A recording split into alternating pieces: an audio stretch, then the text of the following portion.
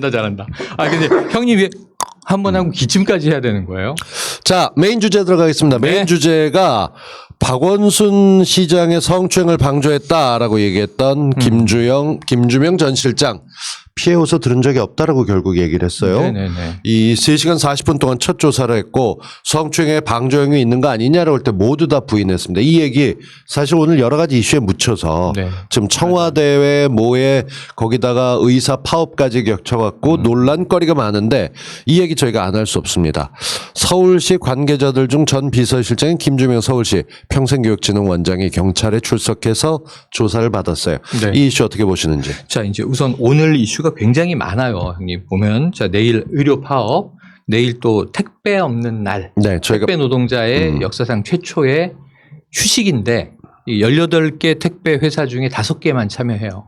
그러니까 내일 일하는 택배 노동자가 더 많다는 것을 우리가 잊으면 안 되고, 그 다음에 이제 민주당 통합당의 이제 지지율 크로스, 이거 시끌시끌하고, 그 다음에 뭐 청와대 인사, 또 이제 김조원 전 수석에 대한 이야기, 뭐 지금 막 이 가십성부터 굵직한 이슈가 넘쳐나는데, 그렇죠. 지금 이 이슈, 지금 이야기한 박원순 시장의 성추행 의혹과 관련된 전 비서실장의 증언이 묻힌 게 뭐냐 하면 부산시의회 시의원이에요. 민주당 소속이라고 하는 거죠. 영상이 나왔죠. 영상이 나왔어요. 그런데 어물어물 나는 저 성추행 하지 않았다라고 반박을 했는데, 그러면은 보시죠. 20여 초짜리, 8초짜리 영상 2개인데 2개는 각각의 이제 터치 장면이에요.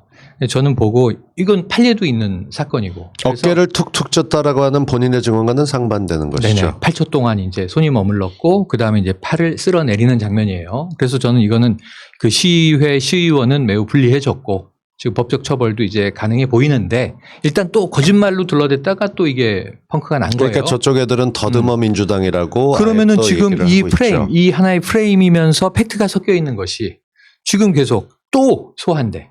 아니죠. 오거돈, 박원순, 거기다 지금 봐라. 부산시에 하다못해 지금 이 분위기 파악을 못하는, 지금 민주당이 왜 이렇게 지지율이 떨어지는지, 그 일부 여성층이 왜 지금 지지를 철회하는지를 지금 오늘 보고 있지 않느냐 하는 얘기에 그 증언이 묻혀버린 거예요. 그러니까 넓게 지금 온갖 얘기가 나오다 사실 효과적인 증언이고, 어떻게 보면 박원순 시장을 지지했던 분은 받아칠 수 있는 증언인데. 맞습니다. 그게 잘 안 되는 거죠. 네. 성수영은요, 어떻게 보세요? 아니 뭐 다른 걸 다 떠나가지고 지금 박원순 전 시장의 성추행 의혹 사건, 이 의혹 사건을 이제 어떻게 이끌어 왔는지를 보면 지금 뭐 김주명 전 비서실장의 이러한 주장은 지극히 당연한 거라고 생각이 되고요. 그리고 이제부터는 반격의 시간이 시작이 됐다. 그렇지만 이런 반격의 시간들을 공정하고 또 꼼꼼하게 이제 분석하고 다뤄줘야 될 언론은 없다. 그래서 지금 그 부산시 시의원의 추행, 그게 왜 지금 이 순간에 이렇게 터져나왔을까? 날짜가 이렇게 맞아서? 그렇지 않다고 생각하거든요. 예. 저들은 굉장히 조직적으로, 그리고 굉장히 기획되어 있는 그런 행보로 움직이고 있다. 그리고 그것을 마치 누군가 지휘하는 것처럼 정확하게 이제 구사하고 있다라고 저는 추정이 되고, 그런 추정들 때문에 뭐 이번 그 부산시의원 성추행 사건도 당연히 지금 본격적으로 비서실 직원들이 가서 경찰에 소환해가지고 자기 의견들을 내놓고 있는 상황이거든요. 그러면 어떻게 해서든 그런 의견들이 밖으로 언론에 의해서 나올 수밖에 없는 상황인데, 그런 것들을 대응하기 위한 그런 사건들을 터뜨리고 있는 거죠. 그러니까 결과적으로는 공평하게 다뤄주지 못하고 있다. 그런 생각이 듭니다. 증언했었던 원장, 그 전 비서실장은 2017년 3월부터 2018년 5월까지 근무한 기간 동안 성추행에 대한 피해 호소를 들은 바가 없다. 그리고 부적절한 업무가 있었느냐는 질문에 그런 지시 한 적도 없고 알고 있는 사실도 없다라고 얘기하면서 텔레그램, 그 말도 네. 많은 피해자와 나눈 텔레그램 채팅 기록도 조만간 제출하겠다라고 얘기를 했는데, 결국 여기서 나왔던 거는 성추행이 있었다라고 하는 이제까지 알려진 것과는 다른 것이죠. 알려진 것과는 다르고, 비서실장의 위치면은 우리가 6층 사람들이라고 언론이 계속 불러요. 그렇죠. 이 박원순 시장의 집무실이 있고 그 주변을 둘러싸고 있었던 정무 라인. 그러니까 뭐 비서 라인입니다. 쉽게 말하면 이 전체적으로는 40여 명의 사람들이 돼요. 박 시장의 갑작스러운 유고와 더불어서 그 다음 날 장례식이 시작되던 날 다 일괄 사직을 그렇죠. 했어요. 예. 근데 그 중에 한 20명 정도는 지금 소환 대상이고 일부는 조사를 받았고 그 와중에 지금 이제 전 비서실장도 이제 조사를 받으러 갔던 거예요. 그런데 이 말에 대해서 반박 논리도 있어요. 뭐냐면 반박 논리가 이제 김재련 변호사 측에 이건 지금 주고받는 대상이 있는 거니까 그쪽은 어떤 입장일까 이렇게 그냥 우리가 궁금하게 생각을 해보면 별로 알고 싶진 않지만 그래도 짧게. 아니 그러면 이렇게 예. 얘기할 거예요. 입을 맞췄네. 정무 라인이니까. 그러고 부인하기로 저들은 결정했네. 라고 맞공격을 할 거 아니에요. 그렇게 공격하고 있죠. 지금. 그러니까 지금 문제는 뭐냐면 나는 솔직히 말하면 저는 팩트를 모르잖아요. 그러면 저는 심정적인 저 나름의 추론은 있지만 지금 양쪽의 공방을 보면서 어느 쪽이 더 객관적인 증거를 내느냐의 싸움인데 자, 1. 지금이 굉장히 거대한 사건. 이건 박원순 시장의 죽음으로 이 사건이 거대해져 버렸는데 거대해져 버린 사건에서 저 성추행 의혹을 주장한 쪽의 주장은 잘 들었어요. 그런 일이 있었다면 있어서 안 될 일이었다라는 생각을 하지만 문제는 증거를 본 게 없네. 증거를 본 게 없어요. 주장은 아는데 주장은 너무 잘하는데 증거를 본 게 없네. 근데 사실은 사람들은 증거가 많고 그걸 대중에게 공개하지 않았다 식으로 오해하고 있는 부분들도 많잖아요. 그게 정말 이 언론에 다 있잖아요. 똑같은 뉴스를 하루에 20번 하잖아요. 그러면 20개는 아니어도 한 10개쯤 증거가 있다는 착시가 생겨요. 자. 정말. 근데 이제 여러분들이 그 뉴스를 보면서 이제 꼼꼼하게 이제 보셔야 될 것은 뉴시스에서 지금 보도하고 있는 제목이 박원순 피해자 비서실 직원 대질했다. 거짓말 탐지비 거부 이런 식으로 제목을 단단 말이에요. 그러니까 대질 신문을 했는데 피해 호소인 말고 이제 비서실 직원이 거짓말 탐지기를 거부했다. 이렇게 읽히잖아요. 내용 보세요. 보면 경찰은 지금 누구한테만 거짓말 탐지기를 쓰겠다고 하느냐. 지금 고소인은 거짓말 탐지기 자체를 아예 쓰지 않겠다고 하고 있어요. 왜? 2차 가해니까. 그러니까 피해자라고 주장하니까. 했던 사람이 피해 호소인이냐 이게 말이 피해자냐 이렇게 됩니까? 얘기하면서 결국은 거짓말 탐지기도 안 하겠다. 이게 말이 되냐고요. 그 사람은 그런 거짓말을 안 하는 그냥 모든 거짓말도 안 하고 이 부분에 대해서 정확하게 모든 걸 기억하고 있는 그런 사람입니까? 그런데 그 사람한테는 거짓말 탐지기조차도 되지 않는데요. 그리고 상대는 거짓말 탐지기를 차고 대질 신문을 하겠다는 거야. 이게 공정한 조사입니까? 이렇게 한다니까 거짓말 탐지기를 거부할 수 있어요. 다 거부할 수 있어요. 그건 권리에 따라서. 그리고 그거는 증거로 채택되지 않아요. 않아요. 아니에요. 그런 근데 잠깐만요. 근데 그런 거짓말 탐지기를 거부했다는 것을 이따위로 제목을 다는 거예요. 이런 언론들 속에서 진실은 다른 거 다 떠나서요. 지금 증거가 없다라고 하는 말씀 굉장히 잘하셨는데 20명이 넘는 사람한테 내가 가서 나 좀 옮겨주세요라고 얘기를 했다는데 옮겨주세요라고 하는 그런 얘기를 그냥 문서로 써가지고 결제 올리면 돼요. 그 종이가 있냐고. 그렇게 힘들었는데 그거 한 장이 안 나오고 있는 거 아닙니까 지금. 하다못해 지금 이 주변에 있는 비서실장서부터 시작해서 친했던 비서실 직원들 나하고 지인인 사람도 이 사람의 직접 학교 선배면서 비서실의 상관으로 근무를 했었어요. 근데 이 사람에게라도 저 힘들어서 옮겨주세요라고 하는 말을 한 적이 없어. 그러면 뭐라도 있어야 될 거 아니야. 예를 들어 이 사람이 입을 맞춰서 거짓말하고 있다. 그러면 뭐 메모라도 나와야 될 거 아니야. A가 비서실을 갖다 옮겨달라고 했는데 지금 시장님한테 물어봤는데 시장님께서 유보하라고 하셨다. 없잖아. 그리고 심지어 2월 5일 날은 내부에서 그 비서실 결혼이 생겨서 사람들이 논의를 해서 야 그때 그 비서를 다시 불러오는 게 어떻겠느냐라고 해서 그때 그 텔레기램 뭐 비밀방이니 뭐니 이걸 처음 여셔가지고 거기에 글을 보내신 거예요. 그 박 시장님이. 그랬는데 그때 당시에 그걸 받아서 자기가 스스로 자기가 낸 진술서에도 써 있듯이 그렇게 원한다고 한다면 가겠습니다라고까지 얘기를 했어요. 그거는 증거로 남아 있어요. 그리고 다른 사람들도 공이 같이 그렇게 증언하고 있고 내가 비서실로 다시 가서 일을 하겠습니다라는 의사를 밝힌 건 있는데 비서실에서 도저히 떠나고 일을 못하겠습니다라고 얘기한 넌 기록도 없고 어떤 구체적인 물증이 하나도 없어. 그런데 거짓말 탐지기는 상대만 차고 있어야 돼. 거짓말 탐지기 같은 경우 저도 비슷한 경험을 해봤는데 누군가가 고발이나 고소를 하게 되면 그 피고발인에게 거짓말 탐지기 조사를 받겠냐고 물어봅니다. 그러면 똑같이 나올 수 있는 게 그럼 저 사람이 거짓말하는 건지 저기 대주세요라고 할 때 경찰의 답변은 이렇습니다. 한쪽만 봐서 이쪽이 진짜인지 거짓말인지 보면 되는 거지 양쪽 다 볼 일이 없습니다. 전형적인 행정편이에요. 사실은 김성수 평론가가 얘기했던 대로 그 사람이 말했던 것 자체가 근데 그게 고발한 사람에게 지금 뭐 성추행만 2차 가해가 있는 게 아니라 모든 거에 대해서 피해를 입었다고 호소한 사람이기 때문에 그 사람에게 조사를 요구하는 것 자체가 무리다. 우리의 형법 시스템이 이렇게 생각하고 있는데 겪어보면 이게 굉장히 부당하다는 걸 느끼게 돼요. 그러니까 이런 부분들은 나가야 되는데 오늘 사실은 아니, 본인도 그 거짓말에 당했잖아요. 사실은. 그러니까 예. 근데 오늘 제가 이 증언에서 저는 주목했던 거는 가로세로 연구소를 포함해서 소위 보수 우익들이라고 하는 사람들은 그냥 박원순 시장만 모욕한 게 아니라 그 6층 사람들 20여 명 자체가 성폭력을 비호하거나 모른 척했던 집단화 시켜버렸어요. 그랬죠. 그러니까 이 사람들이 성추행이 있었던 걸 방조했던 사람으로 인식되게끔 해버린 거예요. 이런 쪽에 대해서 어떻게 보면 처음으로 반론을 펼칠 수 있게 된 거죠. 이게 갖는 의미도 적다고는 할 수 없을 텐데. 거기다가 더해서 아까 이제 성수영이 얘기한 것 중에 그 전에 또 다른 증언은 어떤 게 있었냐면 오히려 이 피해 여성의 그동안의 주장은 이런 거였죠.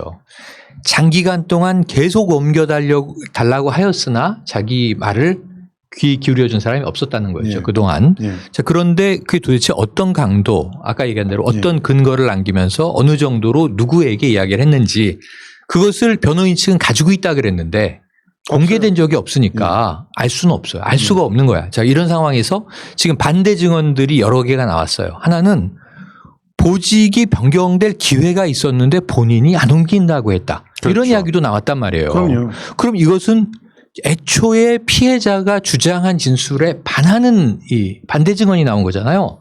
그럼 이건 이제 크로스 체크라고 우리가 하는 게 들어가는 거예요. 여기서부터는. 그럼 누구 말이 맞는 거지? 이게 뭐 거짓말 탐지기를 태던지. 그래서 이거 대지를 하고 있는 거죠. 아니면 거기에 대한 뭐 정말 남아있는 이 디지털 뭐 메신저가 오간 게 있는지 우리가 기록들을 보고 그렇지 않으면 최소한 이게 나중에 법정 증언으로 재판부가 육성으로 듣고 판단하는 단계까지 가든지. 그래서 이제 저 증언들을 하게 되는 거죠. 이 중에 하나의 흐름으로 가야 되는데 지금 반대 증언은 나왔어. 근데 거기에 대한 강력한 반론은 안 나왔어. 없어. 반론은 못하지. 왜지? 그냥 이거 2차 가해라고만 되뇌이고 있는 거예요. 계속. 그리고 김재련은 계속 누리꾼들과 유튜브 중에서 자기를 공격했다고 생각되는 사람을 계속 고소하고 있어요. 고소하겠다? 아니 고소를 하고 있어요. 그렇지. 지금 이게 도대체 무슨 일인지 저는 정상적이지 않다.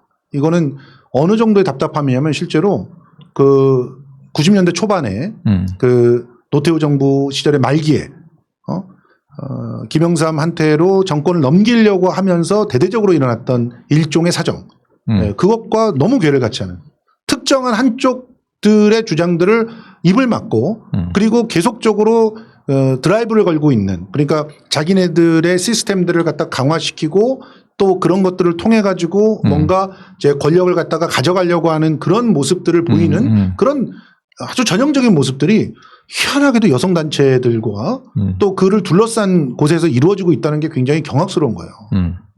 다른 건 몰라도 지금 가장 큰 문제가 시장님이 돌아가셨기 때문에 어떻게 따져도 공소권 없음으로 끝날 거예요.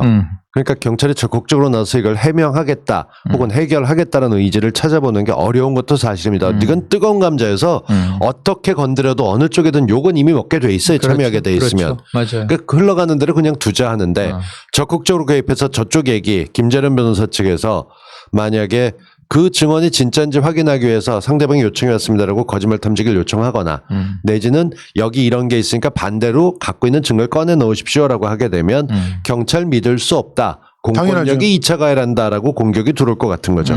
이런 모습이 돼가고 있는 거. 이거 사실 해결이 없는 블랙홀 아닌가요? 이렇게 되면. 블랙홀이죠. 그래서 지금 말씀하신 대로 정말 고민이 깊어요. 우선 자 이렇게까지 사회적으로 큰 일이 됐고 그리고 한때는 뭐 대권 후보여서가 아니라 상당히 한국의 이 시민운동계에 큰 족적을 남긴 인물이 느닷없이 우리 곁을 떠났어요. 그래서 좀 정말 황망하고 이건 전 또 다른 트라우마가 남는 일이라고 생각해요.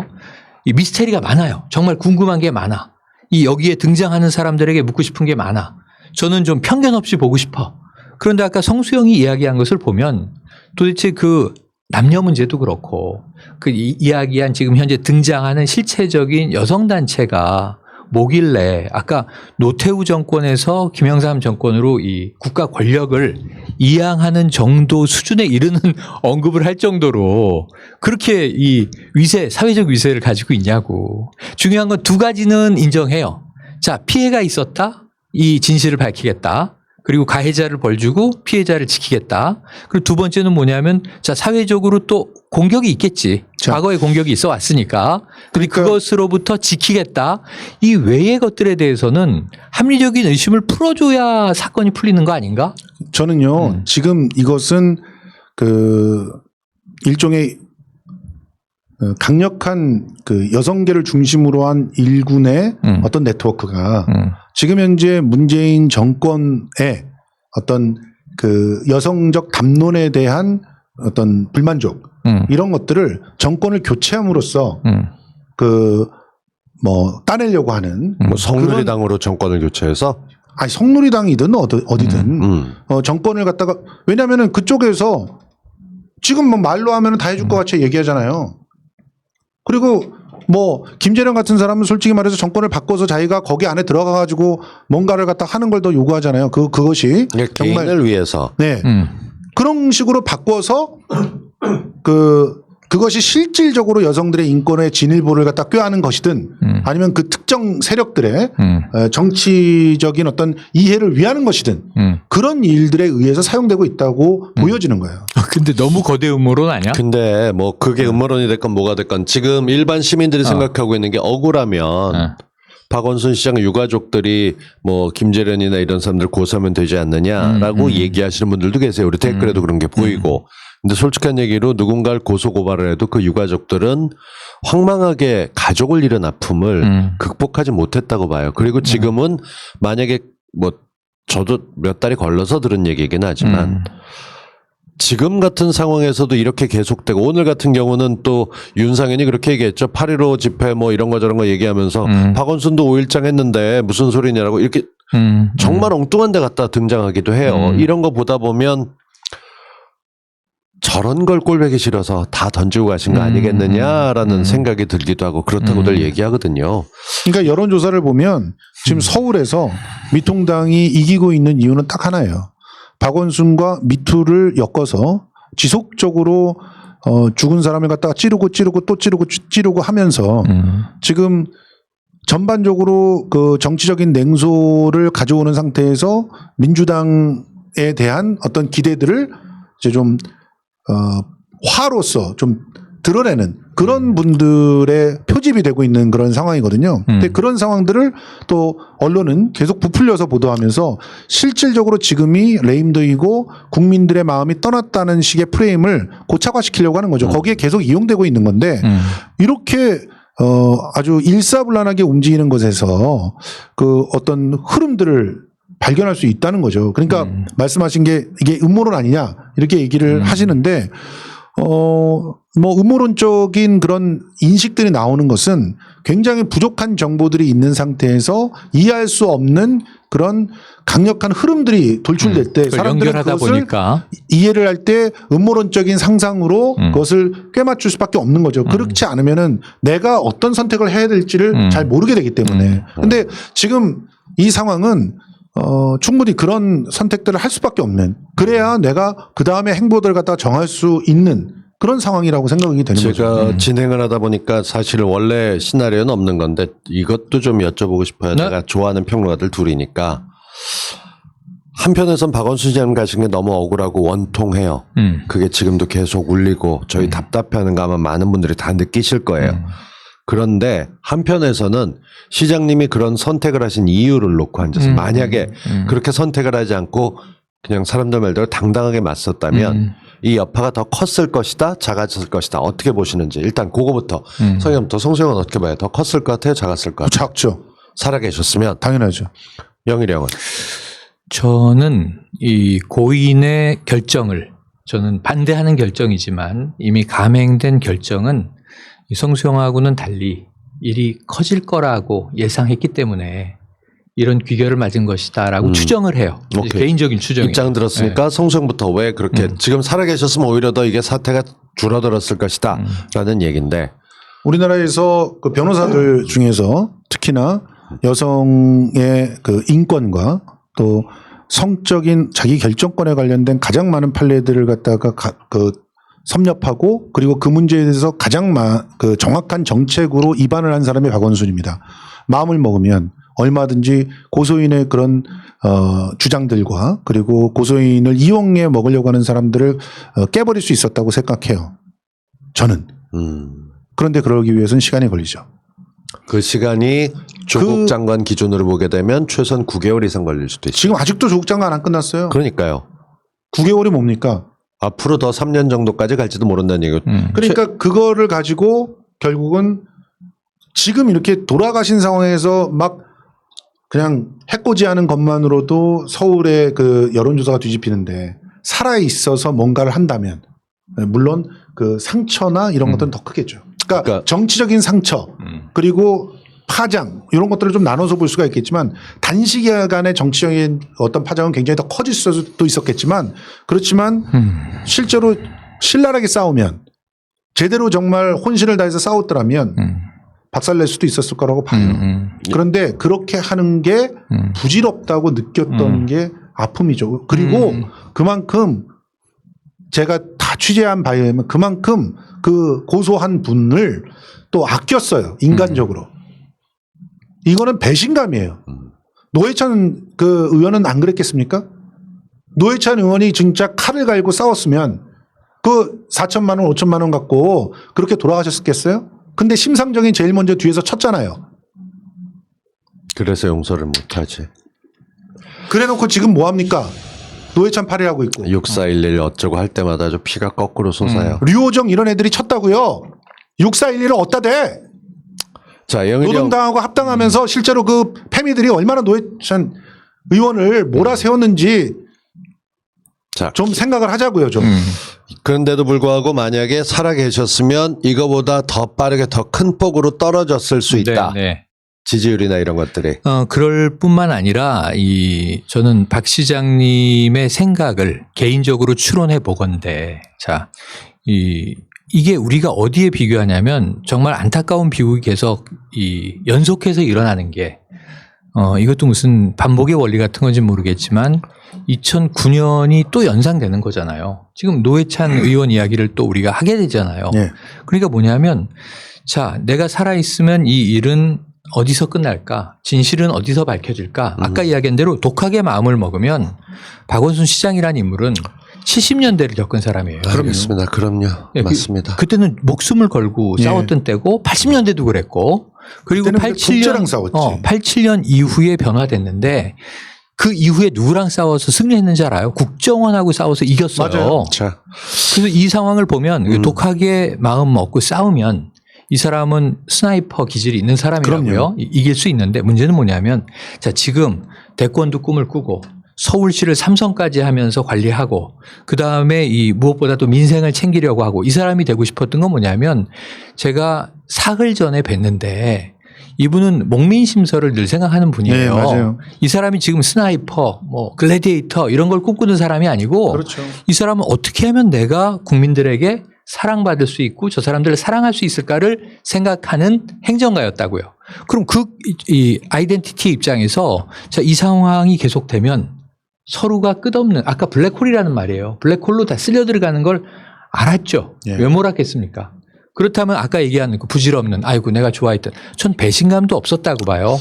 우리 채팅방에서도 유튜브 채팅방 지금 뭐 팟캐스트 들으시는 분은 좀 날짜가 지난 후에 들으시겠지만 보다 보면 죄가 없으면 왜 자살했겠냐서부터 계속 헛소리를 하는 사람들도 있어요. 네, 사람들이 네, 네. 생명의 끈을 놓는 건 여러 가지 이유입니다. 제가 이걸 굳이 여쭤봤던 이유는 이해를 처음엔 하지 못했고 이해해도 너무 답답하다. 우리에게 상실감을 누구보다 잘 아시는 서울시에서 노회찬 의원 그 분향소도 마련했었고 네.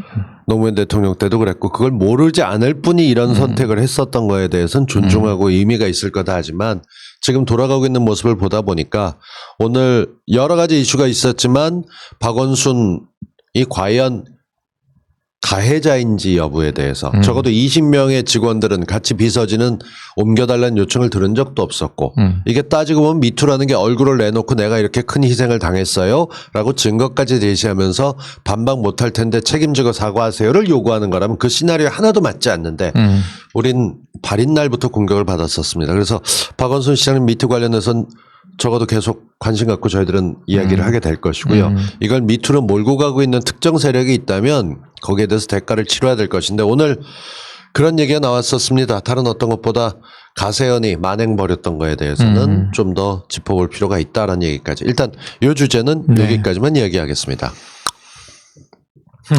자, 마지막 주제 시간이 별로 없어요. 이제 한 17분 정도.